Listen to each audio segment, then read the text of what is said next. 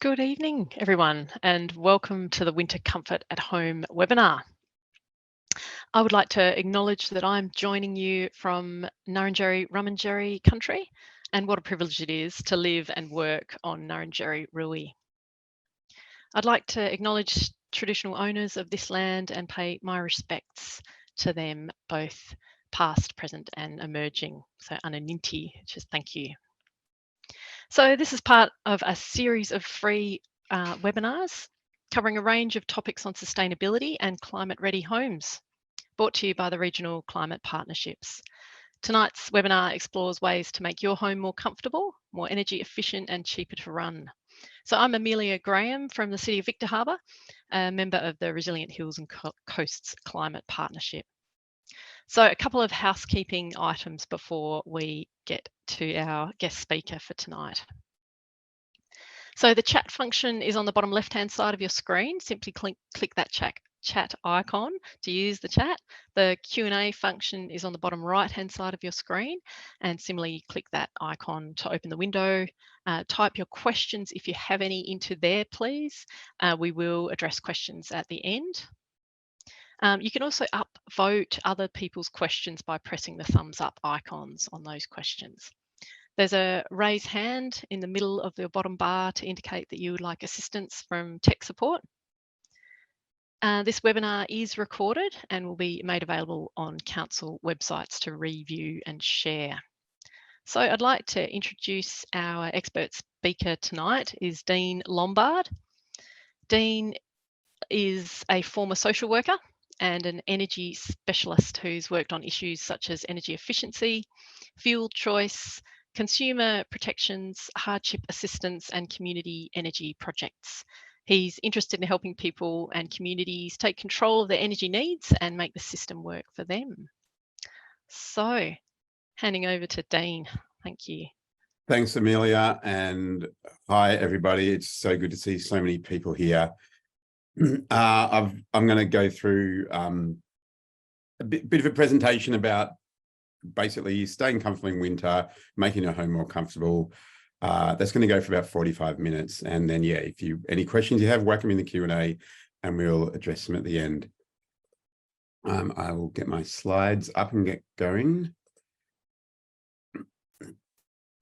Okay, step one. Step two is always going, where are we? Right there. Okay, and I'm doing this for Renew. Renew is a community-based non-profit organisation. It's been around for 43 years, and it's all about helping people live more sustainably. As people and communities live more sustainably, Renew does a whole lot of stuff, publishes magazines, gives advice, does advocacy to governments, and one thing we do is these webinars. So I'll get going. This is what I'm going to cover. First, a bit of an intro to energy usage in the home, because when you're looking at how can we use energy to be comfortable in the home at more affordable cost, it's all about the usage, how much energy you use and how well it's used within the home is so fundamental to meeting all our other objectives of comfort and affordability. Then we're going to talk about thermal performance, which is really about the biggest appliance that you have, which is the house itself. Keeping the heat in the house is so important because it means that your heating appliances work more effectively. Then we're going to talk about heating appliances. There's a bit of a typo on the slide there that says hot water as well. We'll look at heating first, heating appliances and tips for heating and heating more effectively. Then we'll look at hot water, which is another big energy user. And then we'll look at other stuff, other appliances and other resources that you can have, that you can use to help you in your journey to make your home more comfortable. So in terms of energy usage, basically electricity or gas, they're probably the two most common sources of energy for the home. Some use wood as well, of course. We don't really want electricity for its own sake. We want it for the things that it can do for us. And this diagram here is a breakdown of the different purposes that energy, and this is mainly electricity and gas, is used for in the home. This is an Australian average, so it does vary across different climates, and obviously it varies according to what sort of appliances you use and how big your house is and the lifestyle that you have. But this is sort of an average of everything. And like I said, it's an Australian average, but South Australia really generally sits sort of in the middle, pretty much in the middle of the Australian averages in terms of heating and cooling. Some areas of, let's say around Adelaide is a similar climate to Sydney. The Adelaide Hills and similar areas in SA are more similar to sort of Melbourne sort of climate. And Sydney and Melbourne are the two sort of right in the middle of the climate zones in Australia. Of course, other parts of SA are hotter, more like parts of Queensland and New South Wales. But yeah, this is pretty average. And, as you can see, heating and cooling is the biggest chunk of energy use in a typical home. And obviously in hot areas, that's usually more cooling, and in colder areas, that's more heating. We're talking about winter stuff today, so more heating. Hot water is usually the second most energy use in a home, up to about a quarter of usage. And then everything else is sort of relatively small, like, fridges are a bit, lighting can be a bit depending on what sort of lights you have. Cooking is not really very much. Standby power is small, but is able to be influenced, and other appliances, look, it varies a lot. And if you have a pool, it changes everything because pools use heaps just with filtering. But we're going to be really focusing mostly on heating and cooling because we're looking at sort of not just energy efficiency, but specifically being more comfortable. If you have time at the end, we'll chuck in stuff about lighting as well. I just noticed in the chat that someone asked about charging an EV. This diagram comes from really before charging an EV or electric vehicle was on most people's radar. Still, most people, there's very small numbers of electric vehicles in Australia, but absolutely, if you had an electric vehicle, this whole thing would be changed because heaps of your energy would go towards your electric vehicle. Of course, it still depends a lot more on, how much other stuff you use as well as your vehicle. But electric vehicle charging is really, that's almost a substitute for petrol in many ways, which is often not considered by households as part of their energy bill. It sort of should be because it is, but we normally look at what we call stationary energy, and we're really focusing on stationary energy in this presentation, which is the stuff in your house, and in particular stuff that makes you feel warm and comfortable. Getting a handle on your energy bill, learn to read your bill. There's a fairly consistent design now in energy bills, and this is some of the main parts of it. And these parts of the energy bill are usually either on the front or on the back. There's usually a big section with your account summary that really shows how much you're spending, how much you've paid, any discounts or rebates that you have. There's usually a section that shows, that the type, especially for electricity, the type of tariff that you're on, any details about concessions that you have, the amount that you owe for this bill when it's due. There's information about who your retailer is and how to contact them. That's your inquiries and moving home number. And then your faults and emergencies is your electricity distributor, which in South Australia is South Australia Power Networks for the whole state. They own the poles and wires in the street. But the more interesting stuff, especially for purposes of this, is this information about your historic usage and your sort of usage per person sort of amount, because this is a good way to see what's my usage like compared to other households of a similar size to me in the same area. That gives you a bit of an insight into, am I using a lot more than I should be, or am I using a lot less than I might otherwise be? This part here with the little graphs that might show either cost or greenhouse emissions, which both pretty much represent how much energy you use. This actually shows you the pattern of usage over the year. Like this is in 4 quarters. And this shows that, this quarter is the highest usage. That might be winter if it's an area that gets cold. It might be summer if it's an area that gets hot. That's a good indicator to show you how much you can expect your change to your usage to change over the season. And this stuff here basically is, your usage. It always shows kilowatt hours per day and dollars per day, which is a good summary of what your energy costs are and a good way to predict, I guess. And then this sort of shows the number of people and how much to expect, because these are based on this energy bill benchmarking system, which is done by the energy regulator, which actually looks at households all around Australia in different areas and goes, here's typical usage for households of this size in your area. So that's a good way to see, again, if you're a 2-person household, then this is the typical benchmark usage per day. So is yours like that or not? And yeah, those benchmarking costs come from the Australian energy regulator. They're not done by the individual companies, so they are a relatively reliable, but rough general indicator of averages. You might be different to average for all sorts of reasons, which is just expected. Another way to get a bit more detailed information on how your energy usage compares to other similar households is to go to the Energy Made Easy website. This is run by the Australian government. And you can type in a bit of information about your household, and it tells you what the typical usage for households like yours in your area is. And that's another way of comparing. Am I sort of on average, or am I using more than average? Am I using less than average? There's heaps of other good tools on the Energy Made Easy website, including a thing that can help you compare energy retailers and find a cheaper retailer. So that's very helpful and good to know. So that's the basic thing about understanding your usage.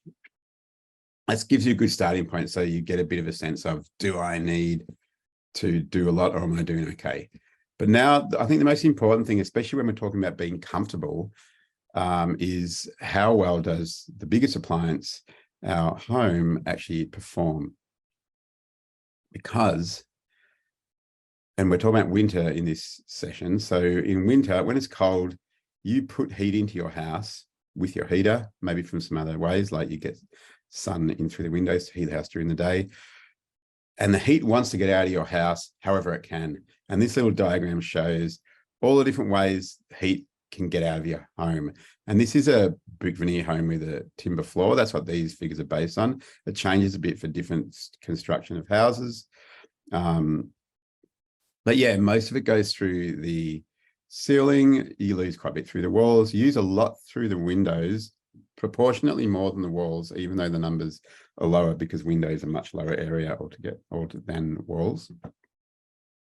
If you've got timber floors, that you can lose quite a bit through them. Solid floors less so, but it depends on if they're insulated or not.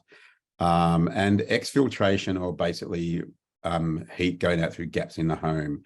And this is a really big one for keeping control of the heat in your home and getting more comfortable, is dealing with draftiness. One thing about walls, if you've got solid walls like solid brick or stone, you tend to lose a lot less heat in winter, because they actually have a lot of inherent sort of insulation. They have all this what they call thermal mass. They soak in the heat and stay warm. So I know that a lot of houses in South Australia do have like stone or solid brick, and that, if you've got those, well, yeah, you've got a bit. Your walls are performing better in keeping the heating, which is helpful in winter.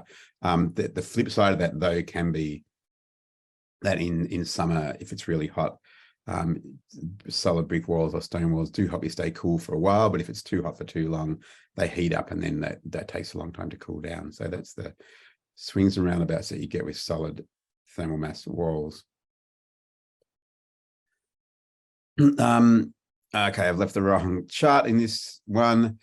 This is, the actual numbers and that don't matter that much, because the real purpose of this chart is to show the difference in how much energy it takes to heat or cool a house anywhere, according to the thermal performance of the house. And these ratings are how well the house performs thermally. A house with not much insulation and a lot of drafts might be 3-star or even less.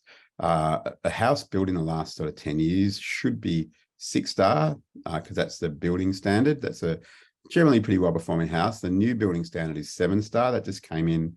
It's in the process of coming in now. And you can see that, the higher the star rating goes, the less energy. This is basically energy of electricity and gas that you need to heat and cool a house, keep it comfortable. You can see you use far less when your house has a high energy rating, especially if you go right up to passive house, which some of you might have heard of, which is actually a European standard. The star rating that we use typically, and that is in our building code, is called the NATERS rating. And it's basically a rating design for new homes where you look at the design of the house, you look at the materials and the specifications for insulation and everything, and that's how you determine the star rating. In reality, houses sometimes perform lower than the star rating that they're supposed to be. That's a bit of a complicated story about how they're measured and implemented. So relatively new homes should be sort of 5, 6, or 7 stars. A 5-star standard came in, I think, in the 90s. So if your house is like 20 or 30 years old, it should be sort of 5-ish star or higher. Older homes can be 1 to 3 stars or even 0 if they're really terrible. And it's a 1 to 10 system. A 10-star home technically doesn't need any energy to heat or cool it. It's pretty expensive to build a house to that level, but you can build up to 6 or 7 star if you're looking at building or doing a major reno. Up to 6, 7, 8 star is generally pretty achievable. It could be pretty cost effective. Like the extra money that you spend getting there, you save that back over, within inside 10 years over energy savings. Passive house is a whole different thing. It considers lots of other aspects of the house, the appliances. It has more specifications around ceiling and needs ventilation systems, and it gets a bit complicated. But yeah, that's a bit of a thing about. The important thing there is the better your house performs, the less you spend on heating and cooling it, which also means the easier it is to keep warm or cool. The NATAS system is really designed for new builds. The whole system is based on looking at the plan and looking at the specifications. It's not really that well suited to assessing an existing home that's already been built.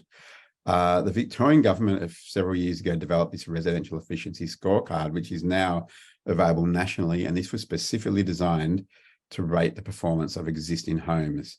An assessor actually comes and looks at the insulation and the building materials and the appliances and a whole lot of stuff like that.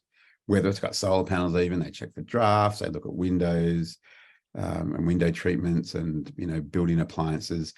And they basically, it's like an energy audit, really. They'll give the homeowner, or renter, they do for renters too. They'll give direct feedback after their visit. They'll also send a more detailed report. So homescorecard.gov.au is where you can find out about that. And it's still a relatively new system. It's not that universally sort of used, but it is getting more and more use. But look, even without the residential efficiency scorecard system, home energy auditors have been around for ages. They'll come into your house, they'll basically look at it, they'll ask you questions about how you live, how you use your appliances. They'll give you advice both on things you can fix in your home or ways, things you can do differently, like behavior sort of stuff. So that's always really useful. And it really helps because there's actually a lot of complicated stuff to do with, figuring out how well a house performs and how to maximize the use of energy. And an auditor looking at your actual house and talking to you can give you much more targeted information about what the biggest bang for buck things you can do are than someone like me who's just talking sort of generally. So much depends on the specifics. That's just an example of the scorecard that you get when you do one of these residential scorecard things. Pretty much one of the biggest bang for buck things you can do with a home is ceiling insulation and making sure you've got the right ceiling insulation. A lot of heat goes up through the ceiling, and if it's insulated properly, you can prevent a lot of that. Excuse me.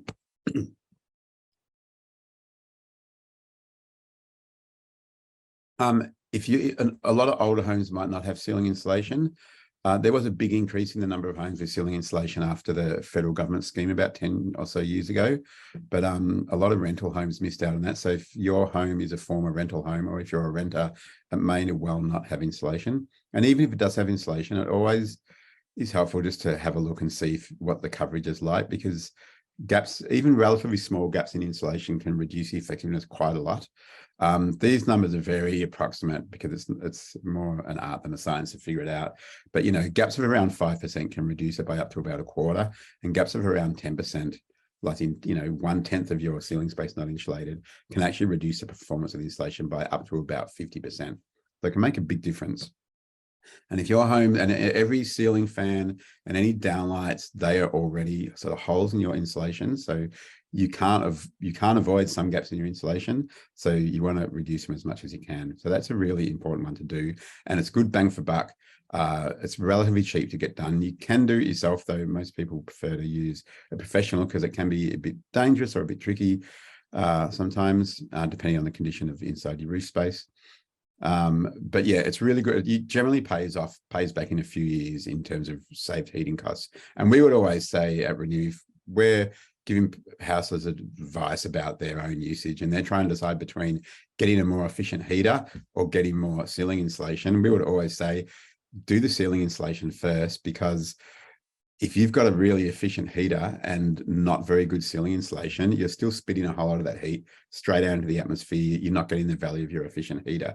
Whereas if you've got good insulation, then even an inefficient heater will heat your house pretty well. And like I'm in a rental house in Melbourne, and it's got really good insulation, which is unusual for rentals, and a pretty inefficient heater, and it stays warm because the insulation keeps it in. So that is really the first thing to look at. Wall insulation is, you do lose a lot through walls. It's a lot more expensive to retrofit wall insulation. If you're building, make sure you've got good wall insulation. It's in the standard, but it doesn't hurt to go a bit higher than the standard. You'll get the value from it. Retrofitting is easier in some houses than others. It depends on the type of construction. It depends so much on so many different things that I can't really give very general advice, apart from get a few quotes and find out and decide if it's worth it. In a lot of existing homes, it's not really cost effective. Sustainability Victoria, in Victoria, which is a government sort of body, did a massive project on the cost effectiveness of retrofitting all different types of energy efficiency upgrades. It's the only one in Australia that's been done to that extent. And certainly wall insulation was one of the things they found was not really cost effective. It took a long time to pay back on the average cost because of the expense of doing it. If you're able to do it more yourself, or if the house is easier to put it in, then it might be worth it economically. You still might want to do it for comfort if you can afford it, because it does make a big difference. Floor insulation is probably an even lower priority. It's probably more desirable in homes with timber floors if they're elevated, because you get drafts through the floor as well. But if your floor is accessible, then you may as well do it, because the cost effectiveness really depends on how expensive it is to install. So if you can do this floor cheaply, totally worth it. And you get to a certain level, like more insulation always helps, but after a certain level, you sort of get diminishing returns. And the recommendations are usually around R5. This is a rating of basically how much insulation. R5 for ceilings and sort of R2.5 for walls, and sort of similar for floors is about, that's really the cost effective amount. Next thing is to look at windows, and this is a thermal image camera of a house that's got pretty good ceiling insulation and pretty decent wall insulation. And in this camera image, like the redder parts show heat coming out of the house, and the blue and green parts show, heat not coming out of the house.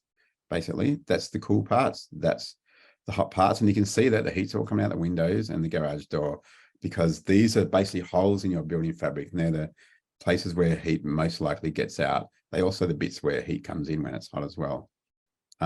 So window coverings are very effective at keeping heat in, reducing heat loss through windows. And the advantage of that, it's good for renters as well, because you can do a bit as a renter with window coverings. You can buy curtains, you can usually sort of hang them up sort of temporarily, so that's sort of pretty helps. But really good window treatment is really essential if you want to maximize how comfortable your house is. The most effective ways to do it is good thermal curtains, properly installed, either professionally installed, or if you're pretty handy to do it yourself, because you want the curtains to cover the whole window, including the frame. Pelmets on top of curtains make a big difference and improve the performance even more. The pelmets is a thing that goes over the curtain and then down the front a bit. I've got my next slide is about pelmets, if you're not sure what I mean. But yeah, good thermal curtains have can stop it up to almost, about 40% of the heat loss that would otherwise go through your windows. Honeycomb or cellular blinds also work very well, and they fit inside the window frame. to make them sure the coverage is complete.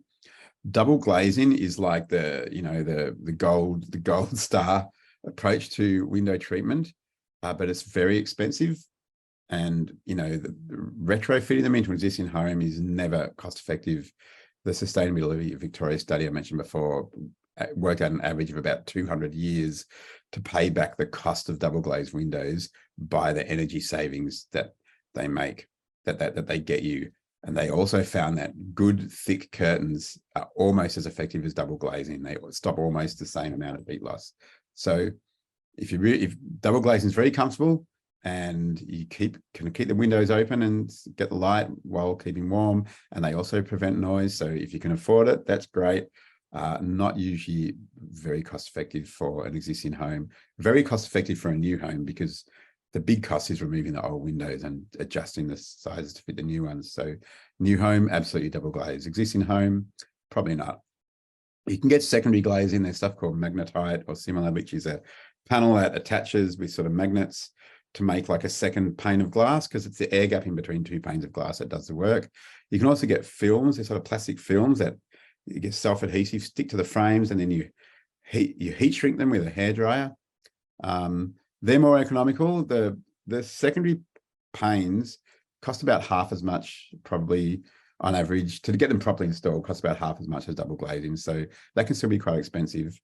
The films are a lot cheaper. And if you install the films yourself, and if you're pretty handy, you can install the films yourself. They have really quick payback, about a year, just from the cost of the film and the adhesive. If you get them professionally installed, the payback's more like 8 or 9 years, which is still pretty good actually for a house that you're going to live in for a while. So if you really want to do this secondary glazing on your windows, the film is a good cost-effective way to do it. The other stuff is more expensive, but is still comfortable. It will still bring you the comfort. The other thing about windows is gaps around them, around the frame, sometimes where they join into the wall, and sometimes, depending on the type of windows, that sash windows that go up and down, there's a gap in between the two panes, and sliding windows might have a gap, and draft sealing around windows, those little gaps can be a bit tricky because you got to get it just right, but it really makes a big difference. So felt between the moving panes of glass helps, and gap filler around the frames works pretty well for around the frames. And the other thing on frames, and this is especially pertinent if you are building or renovating, different frame material also has different thermal properties, and metal frames, especially aluminium, they conduct heat very quickly. So you actually lose a lot of heat through metal frames, even if there's no gaps. So aluminium frames are notorious for this. So wooden frames or PVC type frames are much better for that. Here's a little thing about pelmets. Basically, the thing with the pelmet is that if you're heating the house inside and it's warm and then it's cold outside, the warm air basically goes over the top of the curtain and down between the curtain and the glass and out the bottom. It makes a cold draft and it cools down the air in the room. So the curtains are still helping, but this air circulation behind the curtains is making them less effective. A pelmet goes over the top to stop the air going down. There's numerous different ways to do it. You can have strips across, like this is a separate pelmet. There's strips across the top. You can sort of DIY that with a bit of cardboard or core flute, and that can work. And that's one that renters often do. Blinds that are recessed into the frame make that the assembly works like a pelmet. You can also, instead of having a separate pelmet like that, just have a board coming down from the ceiling to cover it. There's lots of ways to do it. If you're handy, you can DIY it as well. Here's a couple of pictures of different types of pelmets. This is one that comes down from the ceiling. This is one that is attached to the wall. People might put fabric onto match curtains, or you can do them in nice wood or really whatever you like. And like I said, if you're pretty handy, you can DIY them.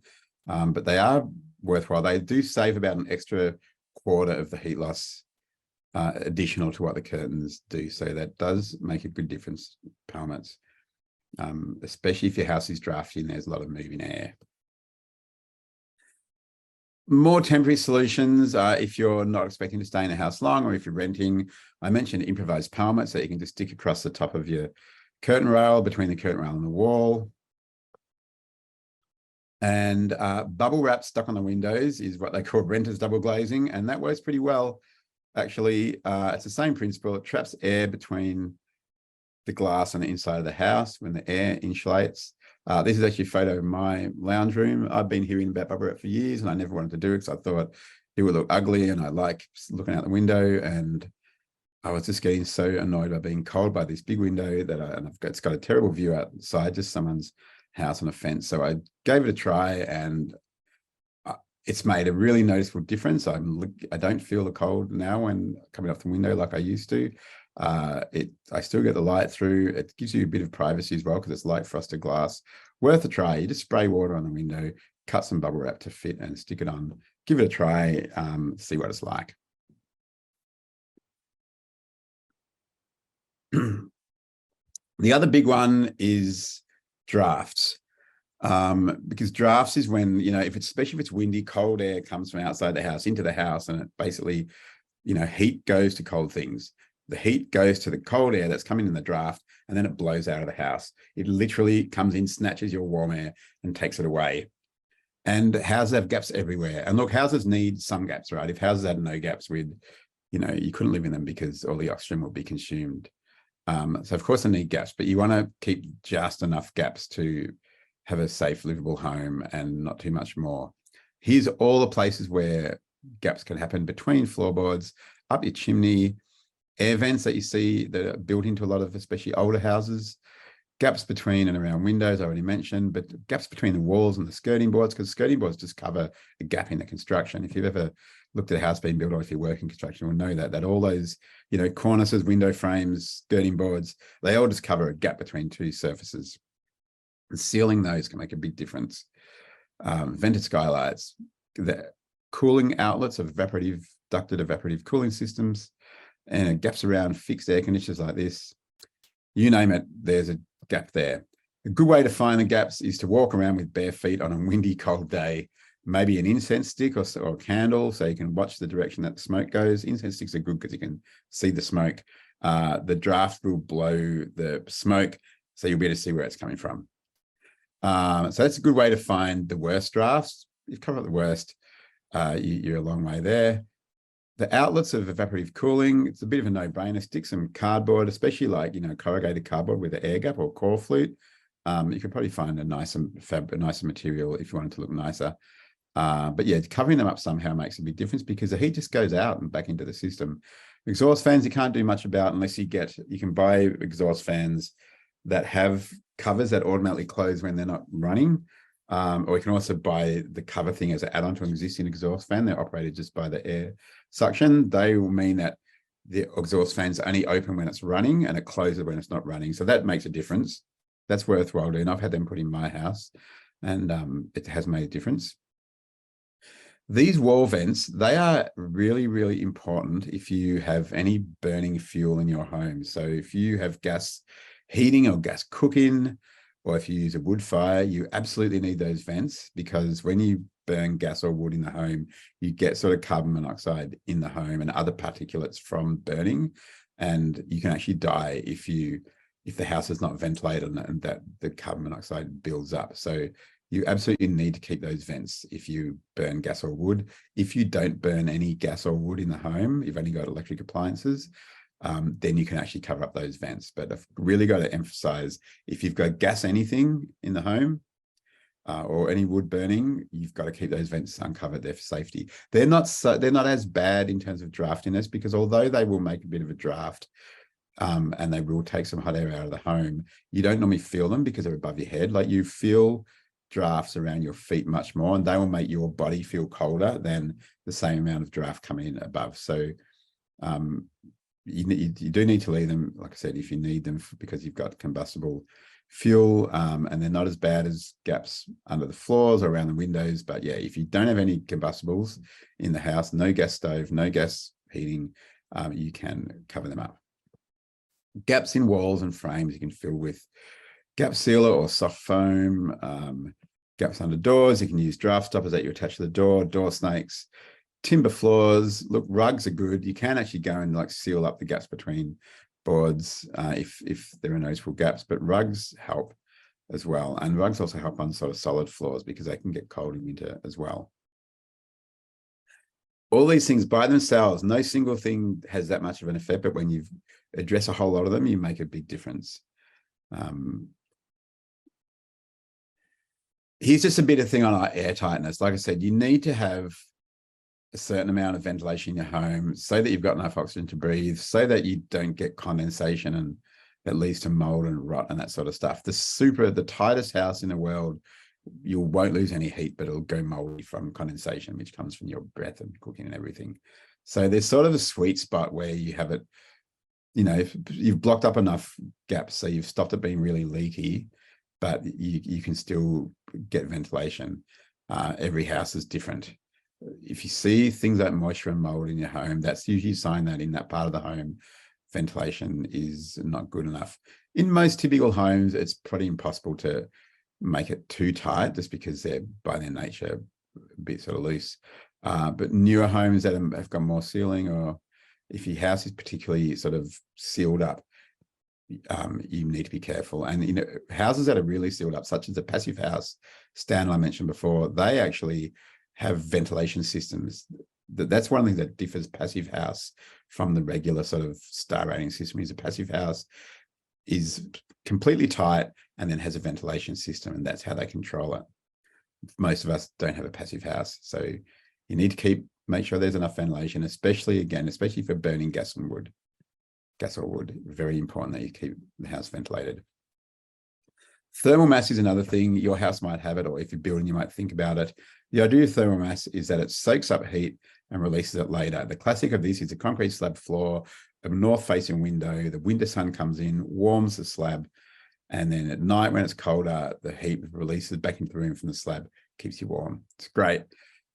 It's not great if you end up heating it up on a hot summer day accidentally instead. So you've got to manage it like anything else, but if you've got it, use it. Make sure you can shade it in summer and that you can have it open to the sun in winter. Like I said, some walls are also thermal mass, and again, if you have a solid brick or stone home, one thing a lot of people do is have a deciduous vine or tree or something shading the wall in summer to stop it having that heat bank effect, but then the sun can hit the wall in winter and it can radiate into the home and keep you warm. That depends on how the wall is constructed, whether it's insulated or not. So keep in mind, thermal mass could be one of the issues that you need to deal with. Am I going for time? Pretty well. Okay, heating. I'll try to take along. Here's a few typical heating appliances. So once your house is nicely, firmly performing, you've got to go, okay, now you can go, what's the best heating? Here's a few different types, and they're sort of in order of efficiency, measured in terms of amount of energy in to amount of energy out, and cost as well. Cost is another. So there's there's energy efficiency and there's cost efficiency, and they sort of overlap if you've got gas, because gas is cheaper per unit of energy than electricity, but it still can only use energy in to make the energy coming out, whereas a reverse cycle air conditioner actually harvests heat from the air and is more than 100% efficient. So it's doesn't seem to make sense at first. The reverse cycle air conditioner used as a heater, and they're called heat pumps in most other parts of the world, can be 400 to 600% efficient. So 1 unit of energy going in makes 4 units of heat energy coming out. 1 unit of electricity, 4 units of heat. And that's because of the way they work, which I'll get into on the next slide. They're actually the most efficient form of heating, and really the cheapest to run for the same amount of heating. They, like all heaters, they work best in a well-insulated home, but in particular for reverse cycle air conditioners, because they're usually high up and you want to mix the air and you want to equalize the heat through the room. So good insulation was always good for keeping comfortable, but it's particularly important for heating appliances to work properly. Portable gas heaters, they're sort of about 80% efficient. So they'll cost you more to run than a reverse cycle air conditioner. And they also have that, impact on the indoor air quality, and home needs to be ventilated. But I know they're popular with some people, where some parts of SA gas heaters are, and certainly in Victoria and parts of New South Wales and ACT, ducted gas heating in particular is very popular. Same issues. These portable electric heaters, they're 100% efficient. You get 1 unit of electricity in, makes 1 unit of heat coming out. That ends up costing quite a lot because electricity costs more than gas for the same unit of energy going in. If you don't have fixed heating, then you might be relying on those until you can install it, or if you're able to install it. So that's sort of your last resort sort of heaters, particularly. And if you are reliant on a resistive electric heater like this, usually it's best to go for one that radiates heat out so it can heat your body directly, especially if your if your house is not well insulated, because a heater like these column heaters, they really rely on heating the air in the room. And if it's not well insulated, you just lose it. You won't feel it. Whereas in an uninsulated room or a draft room, at least you can sit in front of the heater and be warm. So that's a bit of a quick rundown on those different kinds of heaters. Renew has a heaters buying guide. If you look on our website at renew.org.au, it's got much more detailed information than I've just given you. I mentioned about the reverse cycle aircon versus, say, gas heating. I did say how electricity costs a bit more per unit of energy than gas, though gas is getting more expensive. But the reverse cycle air conditioner, when it's working as a heater and as a cooler, it puts out more energy than it takes in, because the electricity doesn't form the heat. It just runs a compressor that sucks heat out of the air and then puts that into the house. So for heating, the cost per unit of energy is much more than, say, gas ducted heating, or really gas portable heater or electric resistive heater, because you're getting that extra work done by the machine to make the heat. And this is basically how it works. It's actually like a fridge in reverse. Electricity runs this external unit that extracts heat from the air, and even cold air still has heat in it. We don't recognize it as heat, but 1 degree is very cold, but then -10 is a lot colder, right? That difference is the heat that's in the 1 degree of air. So this gets that heat out of the air and spits it out into your room, puts out, on average about 5 times heat energy as the electrical energy going in. And when it's cooling, working as an air conditioner, it goes in reverse. Basically, it takes the heat out of the room and blows it out. So this is how they can be so much more effective.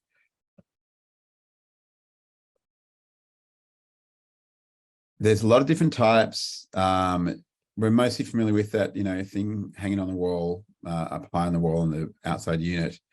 But, you can get console ones that are installed lower on the wall, which people often like for heat because it's nicer to have it closer to the ground. You can get these combination split ones where you've just got 1 big outdoor unit, but 4 indoor ones. And when you use reverse cycle aircons for heating, you'll have them spread around the house a bit. And you can even, some people put them inside sort of cladding like this inside the house, so it looks a bit less obvious. The main trick with getting these is to make sure you size it right. Large ones for living areas, smaller ones for bedrooms, or maybe the bedroom end of the house. You don't really need them in every room. If the house is well insulated, the air equalizes through the house. If you don't like feeling the air blown on you, you can just run the fan on low. It still works just as well. Look for a high star rating. Like the appliances have those star ratings on them. Get a high star rating one. It'll cost a bit more, but you'll save money on energy to run it. Some people like ducted ones. You can get ducted reverse cycle heating systems. They still work well. They're still efficient, but they're less efficient than these single units because you actually lose heat in the ducts. That's the same for any ducted heating system. Find a good installer and look find out you in the specification sheet, find out the refrigerant with low global warming potential. That's one of the specs on the sheet to look for. Also look for low noise. That's one of the ratings that they have to have. And that's there are a lot of councils have rules around the noise of appliances like this. So you need to make sure. General heating tips: close doors and windows, just heat the rooms in use. If you've got ducted heating of some kind, you'll need to keep doors open so the heat can circulate. For bathrooms, basically these direct heaters are best for bathrooms, or little heat lamps or these radiators, because warm air moving around will just make you feel not as hot, will make you feel a bit cold when you're wet. So just radiating heat at you is great in a cold room like a bathroom. Ceiling fans are also really good for heating, because they, on the winter setting, they push the warm air back down into the room and help to mix it and circulate it. You can also try personal heating. You can get these electric throw rugs that are like an electric blanket that you wear. They can be good if your house is hard to heat and if you're, sitting down doing something, wearing the right clothes. In the end, this is why it's important to treat the thermal properties of your house first, because if you get that right, then all your heaters work more efficiently. I'm going to race through this because we're running towards the end. That heating stuff is really the most important stuff for comfort. Hot water usage is usually your second most highest energy usage. And, we use more in winter. Water saving shower heads are the most bang for buck energy efficiency thing ever. We often think of them just saving water, but they save hot water, which means less heating of the hot water.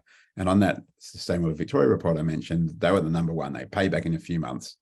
So really worth getting. So because they pay back so quickly, you can actually afford to get a good quality one that is usually a bit more pleasant to shower under than the very cheapest ones. And they're easy to self-install as well. Aerators on taps also save hot water, and make sure that your hot water pipes are insulated.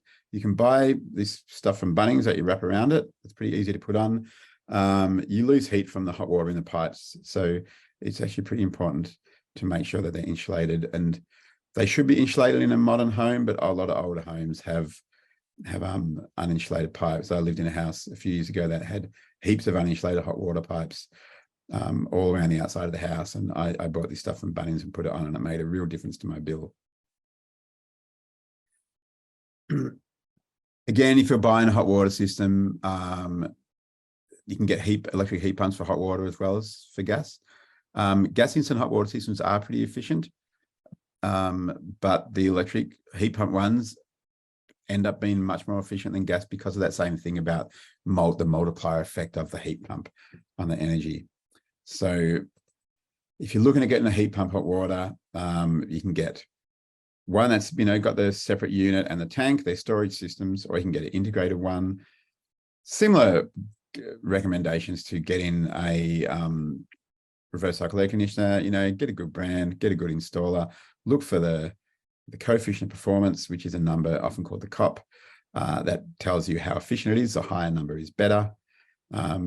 CO2 is actually the best gas to use for a refrigerant, and some hot water systems have CO2 refrigerant. It's got the lowest global warming potential of any of the other refrigerant gases, which sounds funny because CO2 is our standard of measuring global warming potential, but all the other gases used as refrigerants are worse than CO2. A few other things, and yeah, one of them is, putting solar on your house. It's relatively cheap, and it doesn't make your house more comfortable, but it certainly makes your electricity bills a lot lower. So that means you can run your heater more and be more comfortable. So that's always something to think about if you want to invest in energy bill saving and maybe emissions reduction for your house. For your other appliances, always look for the star rating, and it's always worth getting a higher star rating, even if it costs a bit more. The star rating sign actually says how much kilowatt hours, which the electricity it uses in a typical year, and you can actually, compare two models, one with lots of stars, one with less. Look at the two different numbers. This one will be lower. The one that's less efficient will be higher. Multiply it by your electricity price. That's how much you'll save every year by buying the more efficient appliance. I replaced an old fridge with a new one a while ago, and I saved about $300 a year in electricity. So that in 1 or 2 years, it made up the additional cost that I paid for the more efficient fridge rather than a cheap one. Older fridges, because fridges is also one of our biggest energy users after hot water and heating. Really old fridges are often more inefficient, and they may also have worn seals. You can replace the seals to improve their performance, but they're still inherently less efficient because the technology has gotten better. So if your fridge is getting pretty old, it's usually good for saving energy to buy a new one. This little chart here just shows different appliances This is how much electricity is used by a pretty old appliance of the different appliances. This orange one is how much electricity is used by a typical modern one. And the little gray bar is how much electricity is used by a modern, high efficient one. So you can see that it still makes quite a difference. Like, I know that the big blue lines make them all look the same, but if you look at this fridge, that's nearly half electricity used by a modern, high efficiency fridge than a modern standard fridge. If you've got an air conditioner, try heating with it, see how it goes. You might find that it's more effective than you think. You might see that it makes a difference in your gas and your electricity bill. If you've got one just for cooling, you might just have one in one room, so it probably won't heat your whole home, but it should heat that room pretty well. That's pretty much the main stuff I'm talking about. I want to leave room for questions. I'm sure that we've got a lot. I just wanted to throw up a few of these resources. In terms of upgrading appliances, there's a great scheme in South Australia called the REP scheme. That's a SA government scheme that is designed to encourage energy efficiency. And the way the scheme works is you can get free or well discounted energy efficiency improvements. Everything from lighting to draft sealing to water saving shower heads, fridges, freezers, dryers, heating, aircon, hot water installation. Sorry, I left. This is from my renter's presentation. I left the landlord stuff in, but this is still, these are those portable appliances. These are your built-in ones. The discounts that you get on these appliances varies according to a few factors. The more information is on the REP's website.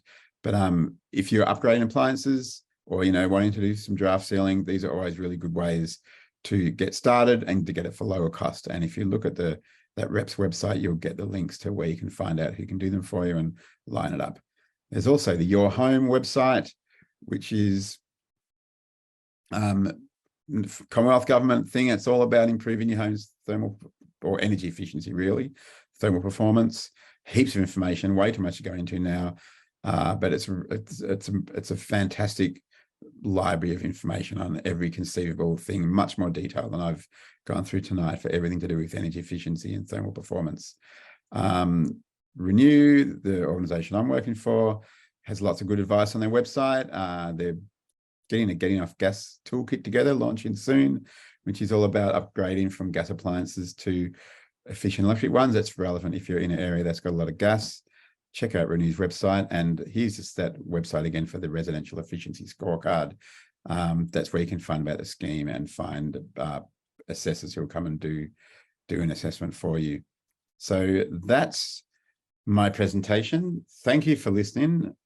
I hope that I was clear. I was racing through it a bit to meet the time because I wanted to leave a lot of time for questions. So we'll do questions now.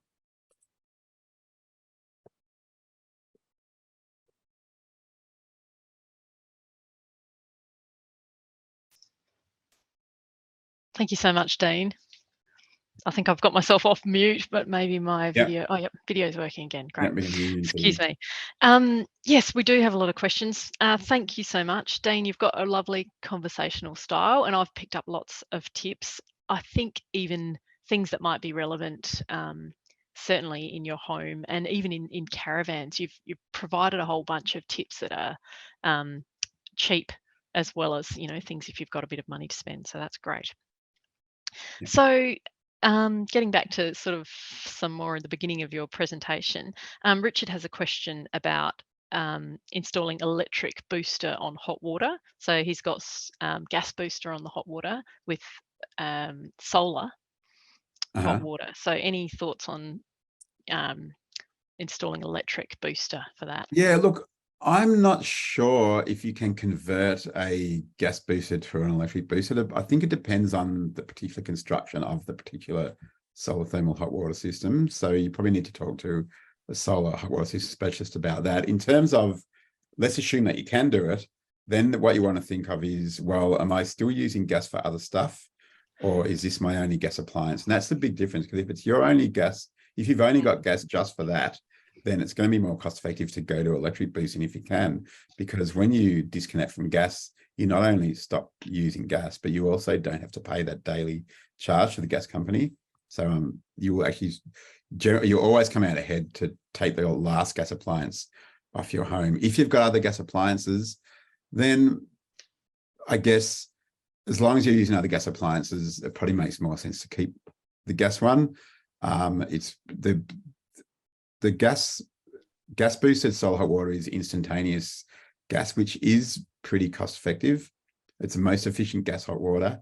It is more efficient than the electric boosters because the electric boosters are resistive. That's like those radiator heaters they use. They're not heat pumps. You can't use a heat pump like that. So probably if you've got gas, I would probably stick with the gas booster. And if you've got no gas apart from that, then I would go for the electric booster. Yeah. Thank you. Marek asks if you wanted to talk a little bit about wall insulation, so retrofitting with wall insulation. So whether that might be a priority, or you've obviously mentioned that roof is more important to start with. Yeah, I would always do ceiling insulation and then draft ceiling before sort of getting to wall insulation, just because they're the biggest bang for buck. Then it really depends on the construction of your wall. There are different types of wall insulation. There's, bats like ceiling bats, and there's blown insulation that you like pallets that fill up the gap in the wall. Depending on the construction of your wall and how much you want to spend, you might choose between those. If you've got, say, a timber home, especially if the boards are in poor condition and you need a bunch to be replaced sometime soon anyway, if you rip off boards on the outside and whack in bats and put new boards on, or even put the old boards back on, which my neighbour did this to their house last year, ripped off a whole lot of weatherboards, put insulation in, put boards back on. You can do that. Some other types of houses, you really need to make a hole somewhere and spit in this insulation that you blow in. Brick veneer homes, for example, you need to do that. If you've got solid brick home, you might be able to go in from cavities at the top, but then but this is where you really get into the territory of you really need an expert, because it depends on how the wall's constructed, depends on the electrical wires and pipes, and it can be a bit complicated. That's why wall insulation is probably not the priority. It's like I said, it's less cost effective, but it will improve comfort. So it really depends. If your wall is easy to insulate, more worth it than if it's not. Might be worth getting some advice there. Yep. Sonia asks about garage door insulation. I would imagine that it might be better spent to insulate the rest of your house from the garage rather than insulating the garage itself. But yeah, if your garage is connected to the house, make sure there's insulation between. And this can be an issue with older homes and the wall in between, because they might not be insulated. And that might be the sort of case where you go, maybe just this one wall I'll insulate, for example. If there is good insulation, if you're using the garage as a space that you use regularly, then it might be worth doing some insulation in the garage. And look, if it's got a flat door that hinges up or something, or opens out, you can totally put bats or something on the inside and put a cover on the inside. It will depend a bit on the weight of the door, if it's a one that sort of goes up and down. So there are some possibilities. Things like roller doors, that's pretty tricky. I wouldn't know how you'd even get started with that, but no, not sure. Yeah, look, it's really, if you spend a lot of time in the garage, it might be worth it. Or if it's connected to the house, I'd go for the bit in between the garage and the house. Yep. Emily asks if you want to do some double glazing, but you can't afford the whole house. Are there certain sides of the house you should start with or prioritize? That's a good question. Probably for summer. Well, if you're looking at it for summer heat, because we're double glazing also helps with summer heat gain. If that's a big issue, then absolutely the north or west windows would be a good one. Otherwise, probably apart from the winter benefit of double glazing is more about the heat going out of the home. So in that case, it's less about where the windows are oriented and more about what rooms to use mostly. It might be worth looking back to your electricity bill and seeing where your peak costs are. Are they in the summertime or the winter? Yeah, you probably do notice. You'll notice that you're getting a lot of sun through the window when you're in the house when it's sunny. Comfort. Too, yeah. So yeah, for winter, definitely, it's probably more about how much you use the rooms. Yeah. And there's been lots of chat in the chat about films, window films versus Yep. curtains and things like that. I'm waiting for the day someone's going to invent some pelmets that are sort of modern, because they look just so dated, aren't they? Any words about plantation shutters? Look, shutters Oh, generally aren't that effective at insulating because they've got lots of gaps, and that's the main reason why you go with insulating is to cover up gaps as much as possible. So apparently, yeah, as far as I understand, shutters are not particularly effective at insulating for cold. They can be, outdoor shutters on the outside can be helpful with heat because they keep heat off the glass, and the glass heats up more when the sun's in it directly. So they have do a bit of help in summer. Still not as good as like over, shading that goes out from the wall. But for winter, not really. You really want curtains. And look, even if you've got double glazing or, curtains still help more. Curtains are really good. People with double glazing will use curtains still, at night. They're good for privacy, but they also do that extra insulation. So, yeah. I've got a question there about ventilation, which seems kind of important. If you've got gas cooking in the kitchen, can you cover up the ventilation in the bedrooms safely, would you say? Look, I guess I'm really not prepared to answer that because I don't have enough specialist expertise around that. Yeah, look, obviously, it's more important to have the ventilation where you're doing the cooking, but it does go through the house. There's been cases of people dying from carbon monoxide poisoning in other rooms from where a faulty heater was, but of course that's a lot more gas with a heater. For cooking, look, I really wouldn't want to sort of say because I don't know enough, but it is more important. It is mostly important to make sure the ventilation is where is most effective where the appliance is. Mm-hmm. Yep. I've got a question there about far infrared heaters, which I don't know about, and specifically Marek has asked, in a poorly insulated house. Can far infrared heaters? Yeah, they're a particular type of. They're like a panel that radiates heat down. They're basically, from an energy perspective, they're a resistive heater, really. Like all resistive heaters generate the same amount of heat from the same amount of electricity. 1 kilowatt of energy in is pretty much 1 kilowatt of heat coming out. The difference between all those resistive heaters is how they convey the heat. That's what makes them feel different. And a far infrared heater is a radiant heater, so you feel the heat on your body rather than it heating the air. So that is the sort of heater that you want in a poorly insulated house, or a house that doesn't have any other heating. And the far infrared ones, they can be overhead or on a wall. They're often actually, because they're designed well located to heat your body.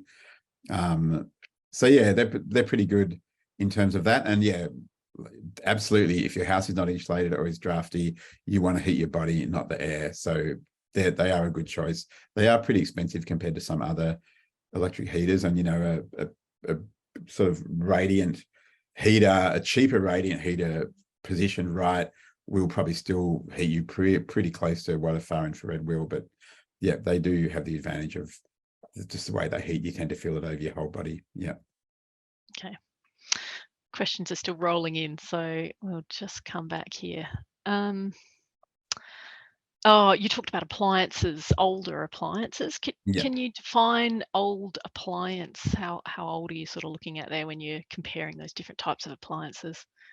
Yeah, good. That's a good question. I was a bit non-specific, partly because I'm not quite sure. It depends a lot, like anything that's more than sort of 15 or 20 years old is generally pre the standards that we have now. The standards that we have for appliances are improving all the time, and certain energy usage appliances, and they're the ones that have the star thing on them, have to meet a minimum standard that the government, or not the government, but like a statutory body sort of sets.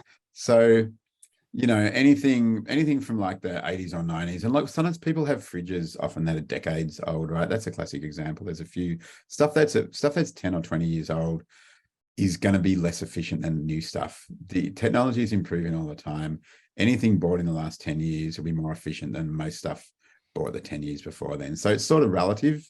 But fridges are a big one because fridges are often hand-me-downs through friendship networks or family networks. And, it's not uncommon, especially for lower income households, to have a fridge that's been through 4 different owners in their family or friends and could be 25 or 30 years old.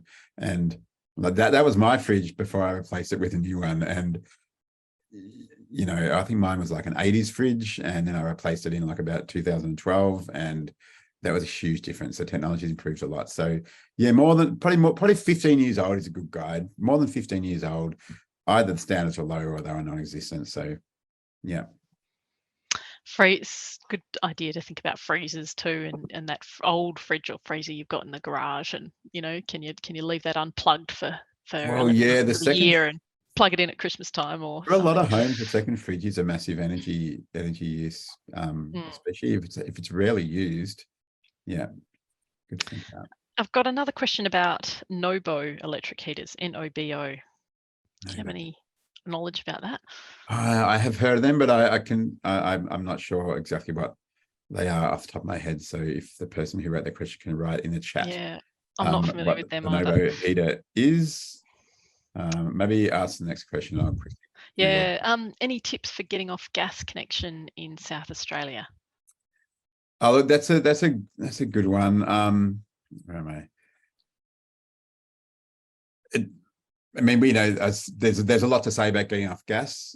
So in terms of why you would get off gas is that it's cheaper to use modern electric appliances and gas appliances for heating and hot water. Cooking is a bit about much of a muchness, but you don't use very much energy for cooking. And as I mentioned before, if you've got even one gas appliance, you're also paying, this fixed charge. It might be $300 or so a year in addition to the energy that you use. So it's never good economics to have one gas appliance. We normally recommend, if you're going to electrify, do it slowly. Each time an appliance breaks down, replace it with an efficient electric one. And we're talking about, heating, hot water, cooking. They're our main appliances that are used on gas if you've got gas. Going from gas heating to reverse cycle air conditioners for heating is always positive payback, unless you're in an area that hardly needs any heating at all, I guess. Hot water, you'll save a bit of money. The heat pump hot waters are still fairly expensive relative to gas ones. So although you have low running costs, it takes a while to pay back the additional capital cost. But of course, saving money is one thing. They do save energy and they save emissions. And look, especially in South Australia, where your grid is very clean, especially compared to Victoria's, much cleaner than Victoria's. If you replace heating and hot water with electric, you're lower emissions than when you're using gas, even though there's still gas-fired electricity in the state and probably some coal-fired electricity from Victoria. And the electricity grid's getting cleaner all the time. So if people want to save emissions, getting off gas is also a goal for that. Now, the other thing about getting off gas, and I saw a question fly by in the chat before, it can cost you a bit to get your gas meter completely removed, which is called abolishment. But you can just you can just close your account with your retailer and don't have an active gas account. You've still got a meter, but you're not paying for having a gas account and you're not using gas. Sometimes you got to push back a bit because they don't like people closing accounts because they want to keep selling you gas. just sort of, it's like any annoying salesperson on the phone. You just got to be firm and go, no, I don't want it. Some people do like to do the abolishment so they don't have the pipes and the gas meter on their property, especially smaller properties where they want the space, or especially if a few other reasons. So look, that could be worth it. It costs you up to about $1,000 to get the meter removed because you've got to pay for the gas network to come and take it out. Some people decide that's worth it because they want to get gas completely out. So it's up to them, really.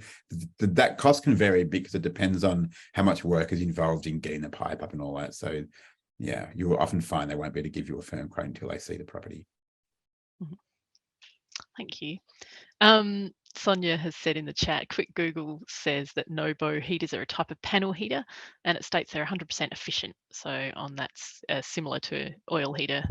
Yeah, so that's the same as any of those resistive electric heaters. So again, it really depends on how the heat is sent out from the device. So sometimes panel heaters can make you feel warmer than other types of heaters, like say fan heaters, just because of the way they radiate heat differently. Fan heaters, for example, they're blowing hot air at you, and when you get air blown on you, it cools you down a bit, even if the air's hot.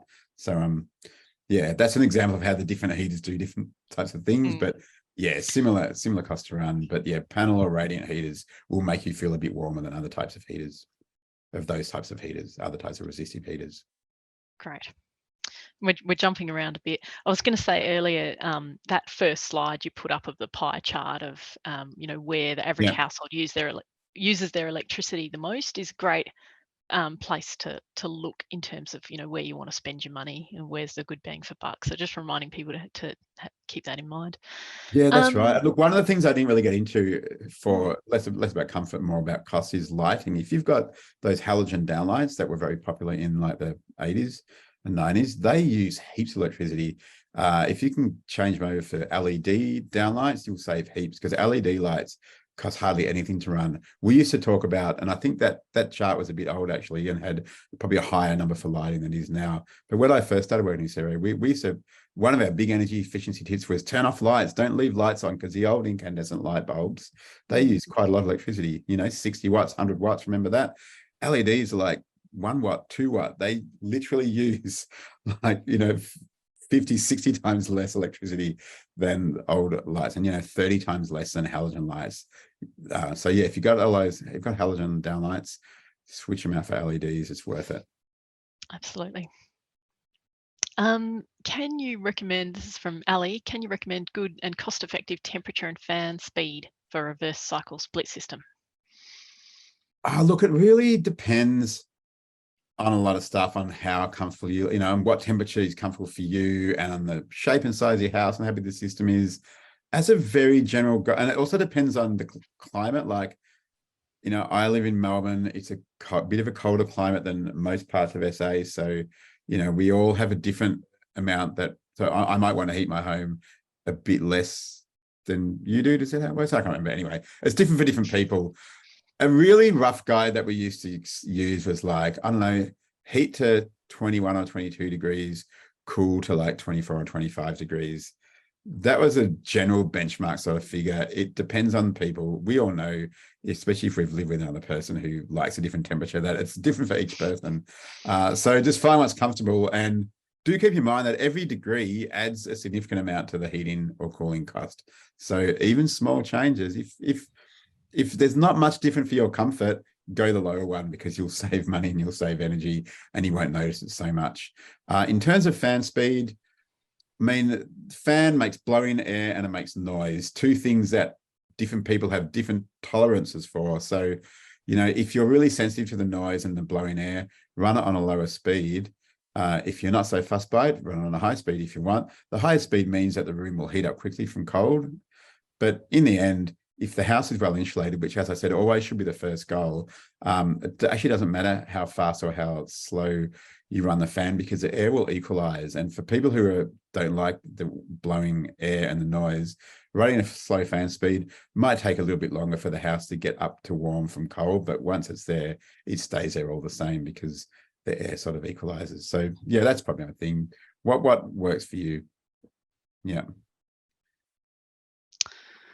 Yeah, Christine has talked about heating with wood, which I think is probably worth chatting about a little bit. Somebody's answered in the chat about, some of the air pollution implications, of course. But yeah, do you want to? Wood is, and generally, if you've got access, if you're in a rural sort of location and you're not too close to other houses and you've got access to wood, it's a fine form of heating. It's cheap. Modern wood heating appliances are pretty good. Of course, wood puts out smoke, and we're burning. It's putting out carbon dioxide. It's technically, it's not really causing emissions, because the dead wood on the ground also releases carbon dioxide into the air, as if you burn it. Obviously, if you burn it, it releases faster. And if enough people burn it, you front load the emissions being released, which is a problem now as we're getting more and more to the sort of tipping point of have too much carbon dioxide. But generally, the greenhouse impact of wood, people will have different views on it, but sort of from a scientific point of view, it's not particularly bad if you don't do too much of it. It's more that particulate pollution. And of course, there's that issue of you need to have the house well ventilated, so it affects the effectiveness of all your other heating devices, etc. So, and in urban environments, it's obviously causes pollution problems. The other thing to be aware of, and it's the same with gas cooking actually, but more so with wood heating, burning stuff in your house does release particulate matter into the air and changes the concentration of like carbon dioxide, carbon monoxide, oxygen, and all that. And people who've got respiratory illnesses or who are prone to like asthma or that will be affected by that. And there's been fairly recent research that was actually more focused on gas cooking than on wood burning. They found that, you know, houses with gas cooking, their kids had more issues with asthma than houses without it because of this impact, or presumably because of this impact of the burning matter in the air. And wood heating is similar for that. So keep that in mind as well. It's often I understand it's often a good solution for people in more rural locations where they've got the wood and where they're not polluting, you know, a neighborhood where other people are walking around all the time, and where they've got a good heater that does actually keep the smoke out of the room and, you know, is properly, you know, efficient and well sealed. So yeah, that's sort of the lowdown on wood, really. Sure. Another back to heating hot water again. Heat pumps for hot water. So living in Adelaide, can we use a heat pump anywhere? Or is the life of the heat pump affected by Adelaide water? Or are there hot water heat pumps that can cope with Adelaide water? Good question. And it's one thing is when it's a storage, heat pump is a storage heater, so it's exactly the same. The water part of it is exactly the same as like a gas storage water heater or a solar storage water heater, like solar thermal, you know, with a tank. Absolutely different tank materials are more resistant to corrosion. Stainless steel tanks are more expensive, more resistant to corrosion than cheaper sort of tanks. So yeah, if the water has got sort of, you know, if the water is of lower quality, then and it does lead to corrosion more often, then you'll have the same issues with any other storage water tanks. Heat pumps are not specifically different to other storage in that sense in terms of the water part of it. So we often get questions about heat pump hot water, like, oh, will there be enough water for my family? This is a bit of a related question because the answer is always, well, yes, as long as you buy the same size storage water tank as you would if you had, let's say, a gas storage water heater or a resistive heater, a resistive hot water system. Like it's the heat pumps really work a lot like gas storage systems in that they heat the water gets used, and when it gets below a certain temperature, the heater activates again and heats it up again. So again, if it's too small, you'll run out of hot water. If it's the right size, you won't. If it's too big, you'll probably spend more energy and unnecessarily heat too much water. Like any hot water system, you got to sort of scale it based on the size of the house. They usually scale it on the size of the house because, you know, through the life of a hot water heater, the number of people in the house will change, but there's sort of a maximum usually by the size of the house. So that's the main thing about heat pump hot water. It's different to instantaneous hot water, which heats up water as it's used. And most instantaneous hot water systems are gas, and they're the most efficient gas hot water system. And you can get electric instantaneous hot water systems, which are not heat pumps, they're resistive. And they don't use that much electricity, but they do need a high capacity connection, which can make them expensive. Okay. I think we're getting towards the end now. Can the motor part of a split system be mounted on the roof? Yes, absolutely. It can be mounted. The house behind me has two on the roof. So that's how I know, because they're there. I see them every day. Yeah, they're typically either on the ground, on a wall, on a bracket, or on a roof. They're the most common places to mount them. So pretty much any disadvantages or advantages of? Not really. It really. Yeah, no. Well, sun's okay. Sun's okay for them. I'm pretty sure sounds okay for them. I'm actually not 100% sure about that. I certainly see enough mounted on roofs that I don't expect there's a particular problem. Some people, I mean, one thing is it all depends. Some people think a lot about how hot the air is. If the air's hot, you'll get more heat out of it for heating, but if you're trying to cool, then you won't. And like the heat that's in the air doesn't really, well, it's obviously related to how hot the air feels to us, but it's fundamentally different. Like I said, 0 degrees Celsius, there's plenty of heat in that air to run a heat pump, reverse cycle air conditioner heater. Scandinavia is full of them. Some heater installers will tell, who mostly work with gas, will tell you, reverse cycle air conditioners won't work with when it's cold, they won't work as heaters when they're cold, or they'll say, heat pump hot water systems, they don't work, it's too cold in, Mount Lofty or wherever you are. And the thing is, well, they do actually, because the heat's in the air. Anyone who did like science at school might remember the Kelvin measurement system for temperature, and what is it? 0 degrees Kelvin is minus 270 degrees Celsius. That's really cold, minus 273 degrees Celsius, right? The Kelvin scale is based on how much heat is in the air, and 0 Kelvin means there's no heat in the air. So as long as your air is hotter than minus 273 degrees Celsius, there's heat in the air that you can use for a heat pump. Now, it's not going to work very well if it's minus 271, but neither will you, so that's okay. For the temperatures that we get, they work fine. Yeah. And the main thing with where you mount it, I think, is like, there's a certain degree of vibration and there's a certain weight. So your roof might not be strong enough to take it or to handle the vibrations. That's really up to an engineer to assess. Yeah. So, and usually when they're installing it in a plate hanging off a wall or on a roof, they'll check that stuff. That's why they like to put them on the ground, because concrete slab, no worries. Hanging off the wall on the roof, they need to check that it's strong enough. Philip adds that you may hear noise through roof frames, but yeah, obviously there are disadvantages of having it on the ground, just for space for some people, of course, and additional costs of getting it on the roof. But that is a good point, because they do vibrate a bit, especially if they're older or cheaper ones, and if they are attached to the house, you will get some noise and vibration transferred through the frame of the house, and then it will depend on how much vibration and what the house is constructed like, whether that will be a problem or not. Yeah. We've got one more question about instant hot water. And John says they use about 4 or 5 litres before you get any hot water. I guess that depends on the distance from your tap to your system. Could insulating pipes help reduce this? Yes, it does. Or is that typical? It does, because the water stays hot for longer in the pipe. So it doesn't, often when you're designing a house, in ideal circumstances, if you'll put a hot water system usually closest to the kitchen, because often the kitchen is where you're more likely to use small amounts of hot water all through the day. Bathrooms, you're more likely to, turn on a shower, have a few showers one after the other, or, it doesn't matter. You don't mind as much if it takes 30 seconds for the shower to heat up, whereas if you're trying to get some hot water out of the kitchen tap, you do mind more. So they often do that. And as you know, if you're using the tap, every 3 or 4 minutes, every 5 minutes, every 10 minutes, the water stays hot. It stays hot in the pipe. The longer it sits there and isn't used, it cools down. And that's where the insulation helps. It keeps the water hot for longer. So that will help save energy and save water as well. Though often people will use a container to capture cold water before it gets hot, and then they use it for watering plants or something. Exactly. Yep.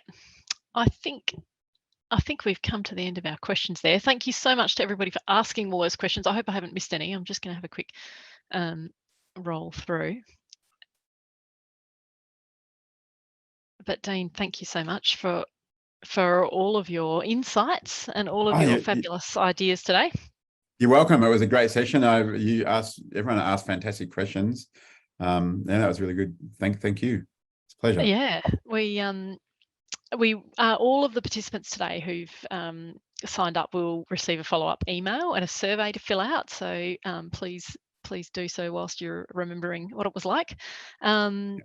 The next webinar is the 15th of June on electric vehicles. And this session will also be available on all of the council's websites. So I know you've got some great resources there, Dean, on your last slide for if people want further information. They can look that up as well. And yeah, please approach council if you want to see any other topics covered, or if you've got any questions that we can help out with as well. There's often somebody in your local council that can help you out. So thank you so much, Dean. Thank you.